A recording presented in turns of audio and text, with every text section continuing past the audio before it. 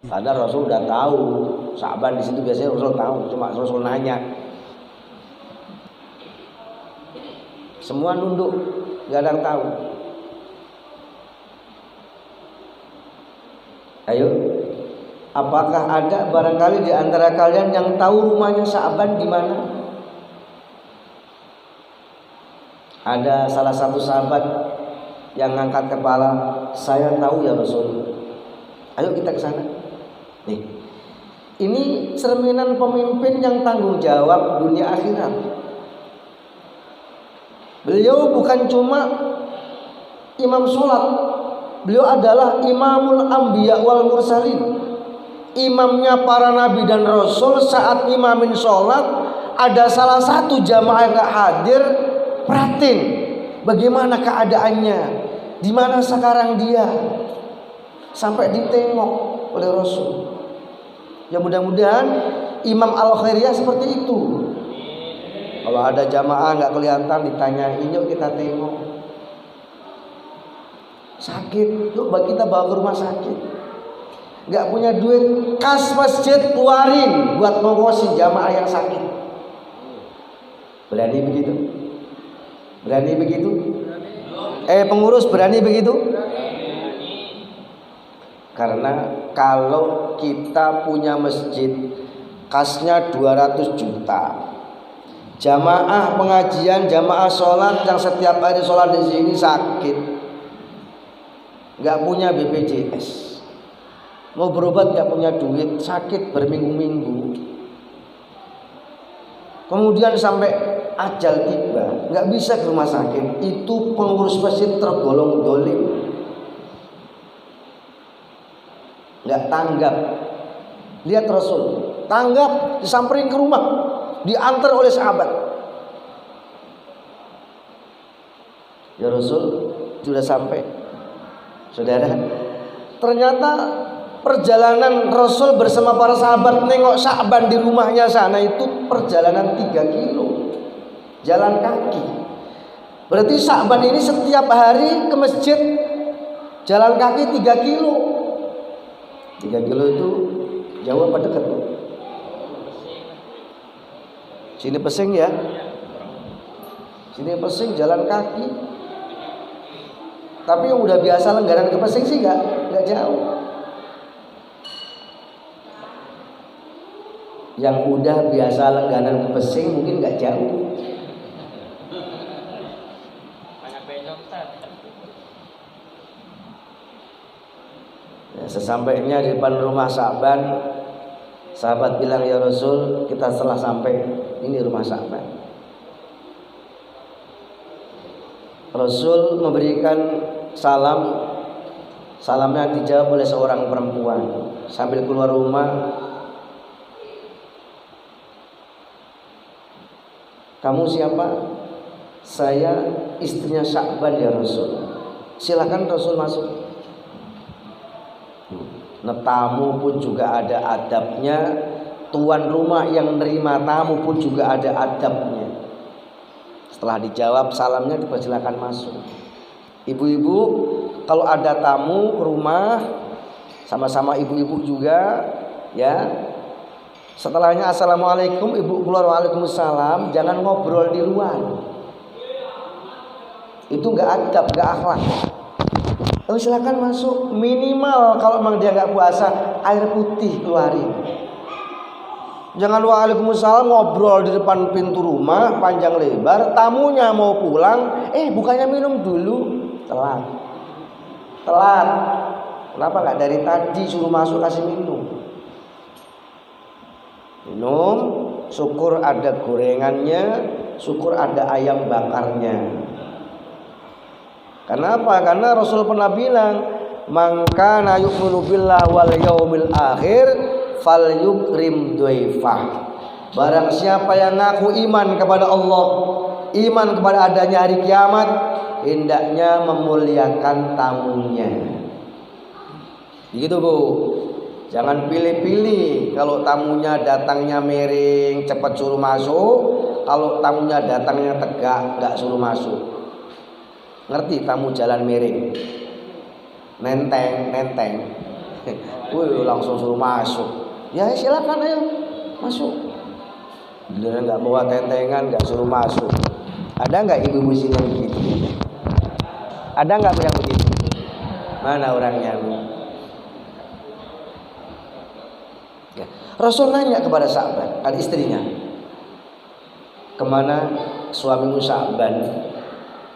Bagaimana keadaannya? Kok tadi subuh nggak kelihatan di masjid? Kata istrinya, suami telah meninggal ya Rasul. Inna lillahi wa inna ilaihi raji'un. Jadi Sa'ban gak ke masjid karena sudah meninggal. Berarti setiap hari ke masjid. Udah meninggal baru gak ke masjid. Kalau orang-orang sekarang berbalik, udah meninggal baru ke masjid. Berarti setiap harinya nggak kemana ke masjid. Ada nggak di sini yang begitu?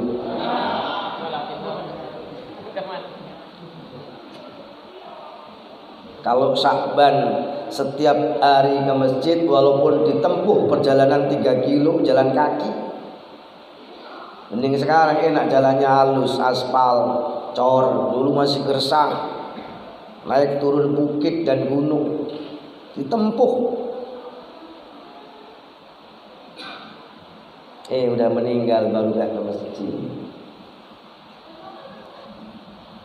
Dan istrinya Sa'ban bilang sama Rasul, ya Rasul, ada keanehan-keanehan yang dialami oleh suamiku Sa'ban. Sebelum sakaratul maut dia teriak 3 kali. Jadi Sa'ban teriak 3 kali sebelum sakaratul maut.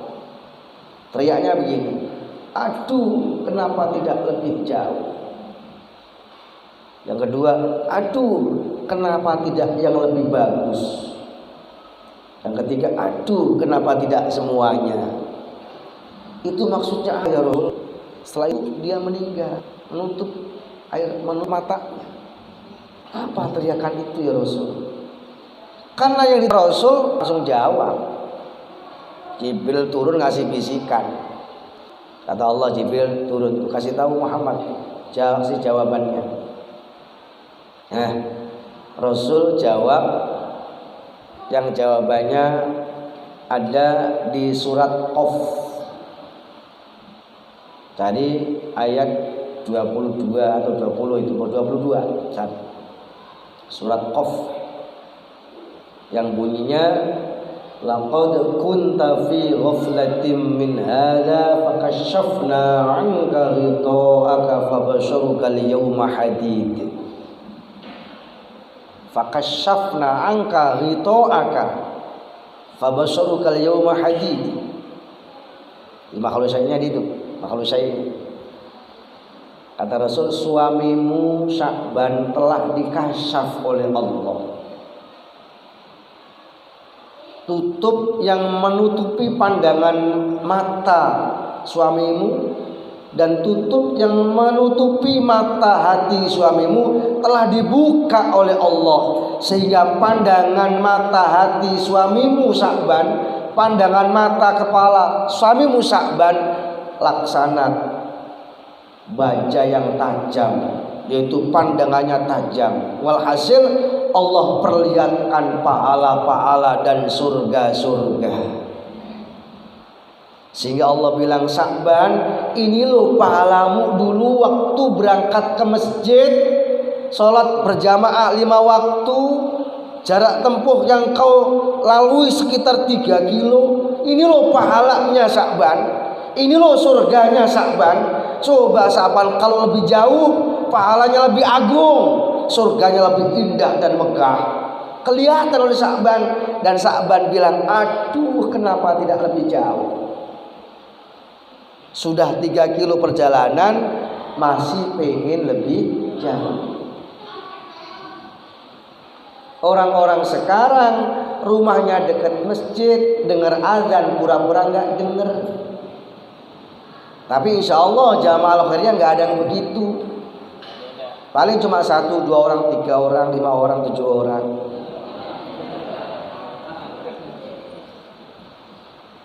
Nggak ada, insya Allah sini nggak ada. Mana orang Pulau Gadung, tapi sebagian pindahan dari sini. Nah ini Pak, asbabun nuzul, ada ayat yang ibu bapak sudah pada hafal tuh di surat Yasin ayat 12 yang bunyinya inna nahnu nuhyil mauta wa naktubu ma qaddamu wa atharahum wa kulla syai'in ahsaynahu fi imamin mubin. Di surat apa Bu tadi? Ayat berapa Bu? Pokoknya Yasin aja deh.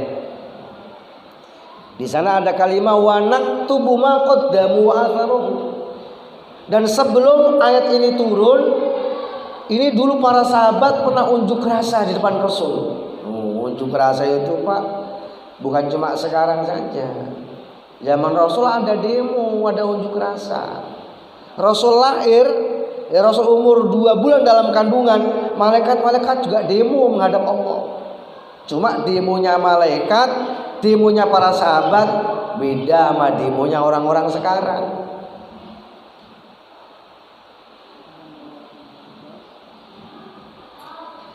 Sahabat demo depan Rasul pakai akhlak, bahasa yang santun, dan pulangnya nggak ada yang dirusak.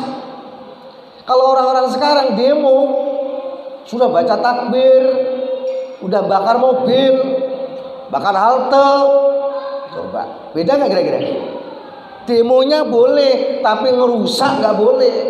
Dan Allah udah bilang, innallaha la yuhibbul mufsidin. Allah tidak akan pernah mencintai kepada orang-orang yang bikin rusak.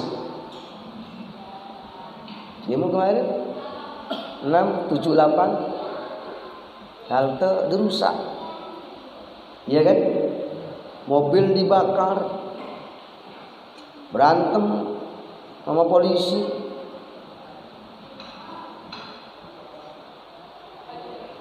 Jadi sahabat matur ya Rasul, bagaimana kalau kami ini pindah rumah? Rumah kami jauh dari masjid ya Rasul, sering telat. Pengajian sering juga telat. Kalau dekat kan enak ya Rasul. Nah itu ayat turun. Asbabun nuzul. Wa naktubu ma qaddamu wa atharahum. Dan kami tulis, kami catat bekas telapak kaki. Satu langkah ada berapa telapak kaki? Itu bekas telapak kaki kita melangkah ke masjid, berjamaah, mengaji, itu dihitung oleh Allah sebagai amal ibadah. Makin banyak langkah menuju masjid, makin banyak pahalanya. Kalau Pak Kiai Anda samping masjid, Pak Kiai samping masjid, dekat jauh, keluar dulu muter.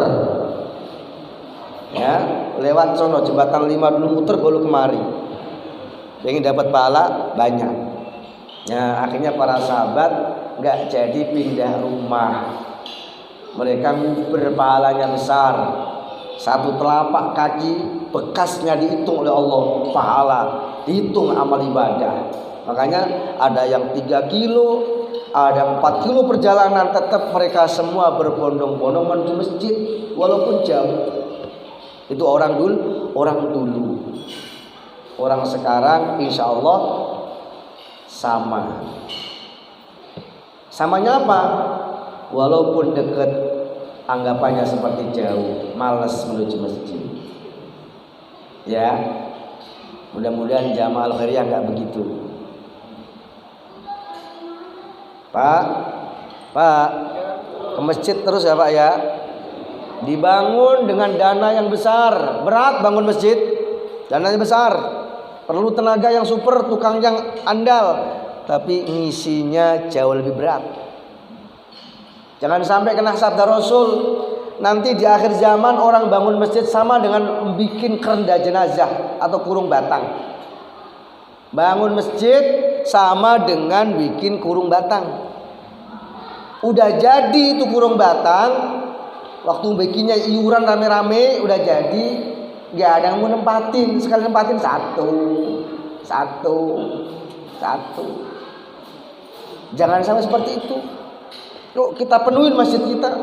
Kalau nggak kita siapa lagi? Yang dari jauh, kalau kepengen sampai pahalanya besar, udah rumahnya dekat pindah yang jauh. Terkesini lebih jauh, dapat pahala gede. Insya, udahlah, nggak usah pindah-pindah, buru-buru pindah, ribet. Yang sudah ada pertahankan, yang penting dengan azan aktivitas berhenti dulu. Zaman sekarang kan gitu Pak. Ini HP ini walaupun kecil begini mengalahkan segalanya. Sampai speaker masjid nyaring, toanya baru kan nyaring tuh yang azan, nggak kedengeran. Tapi kalau ini berdering kedengeran banget, betul? Ngaku aja lah ngaku.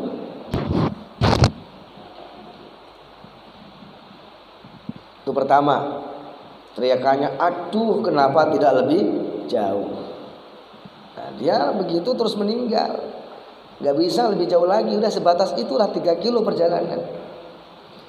Kemudian teriakan yang kedua, Rasul artikan, Rasul terjemahkan, Rasul jawab, suamimu teriak dengan teriakan yang kedua tadi, aduh kenapa tidak yang lebih bagus.